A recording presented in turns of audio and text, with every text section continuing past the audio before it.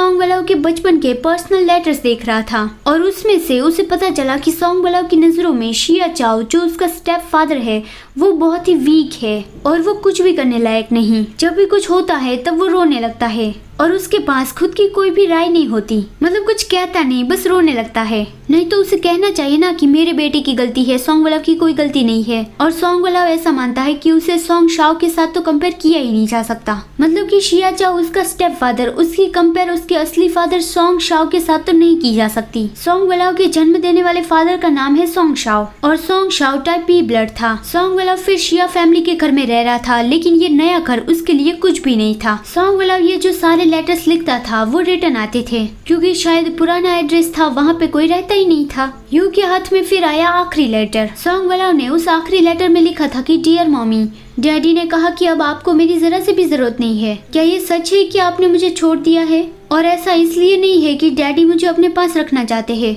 मुझे लगा था कि आप मुझे अपने साथ नहीं आने देंगे क्योंकि लुओ फैमिली मुझे आपसे मिलने से रोक रही है, लेकिन आखिर में मुझे पता चल गया है कि किसी को भी मेरी जरूरत नहीं है, कोई भी मुझे अपने पास नहीं रखना चाहता। ये जानकर कि सॉन्ग वाला पहले इतना ज्यादा लोनली था। लेटर पढ़ते वक्त यू के हाथ से वो लेटर गिर गया। फिर यू उन विचारों से बाहर आया और तुरंत ही उस लेटर को वापस रखने लगा और उस किताब को भी फिर से जैसा था वैसा ही रख दिया। फिर जब वो वापस जा रहा था तब उसने कुछ टूटने की आवाज सुनी। वो भागकर सॉन्ग वाला के रूम में गया। सॉन्ग वाला ने पानी का ग्लास लेने के चक्कर में उसे नीचे गिरा दिया था।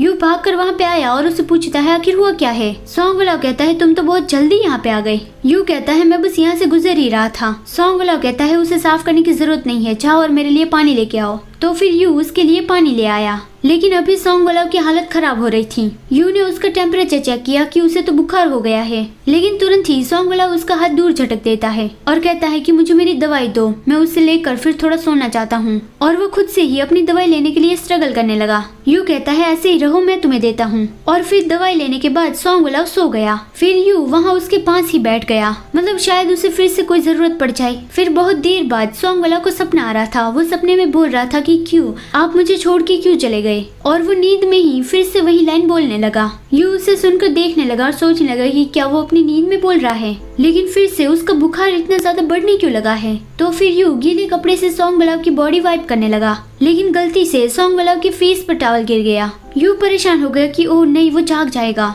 सॉन्ग वाला अचानक से उसका हाथ पकड़ लेता है और कहता है आखिर क्यों आप इतने ज्यादा मीन हो, मतलब कि आप मेरी और इतना ज्यादा बुरे तरीके से क्यों रह रहे हो। अब यहाँ पे सॉन्ग वाला किसकी बात कर रहा है वो मुझे भी नहीं पता है, लेकिन हम ऐसा मान लेते हैं कि वो अपने बीटा फादर की बात कर रहा है, सॉन्ग शाओ की बात कर रहा है, ठीक है। उसे तो वो आप कह के बुलाएगा, तुम कह के तो नहीं बुलाएगा ना। यू सोचता है क्या उसे कोई बुरा सपना आ रहा है या फिर उसने मुझे कोई और समझ लिया है। सॉन्ग वाला कहता है आखिर क्यों, आई एम सॉरी, मैंने सॉरी कहा ना, क्या अब आप मुझे माफ कर देंगे। नहीं ये इम्पॉसिबल है, ये तो सिर्फ एक सपना है। यू उसके ऊपर बहुत ही जेंटली वो टॉवल रखता है और सॉन्ग वाला फिर से सो गया। फिर सुबह लुओ मैंगबॉय वहाँ पे सॉन्ग वाला का ड्रेसिंग चेंज करने आ गई थी। वो उसे पूछती है आखिर तुम्हारे डैड ने इतना ज्यादा हार्डली तुम्हें क्यों बीटा, तुमने आखिर किया क्या है जो वो इतना ज्यादा गुस्सा हो गई। सॉन्ग वाला बीटरी स्माइल के साथ कहता है एक डी लिस्ट सेलिब्रिटी ने मेरी वजह से स्लीपिंग पिल्स ले ली, उसके पेट से वो स्लीपिंग पिल्स बाहर निकाली जा रही थी और वो चाहता था कि मैं उसे देखने जाऊं,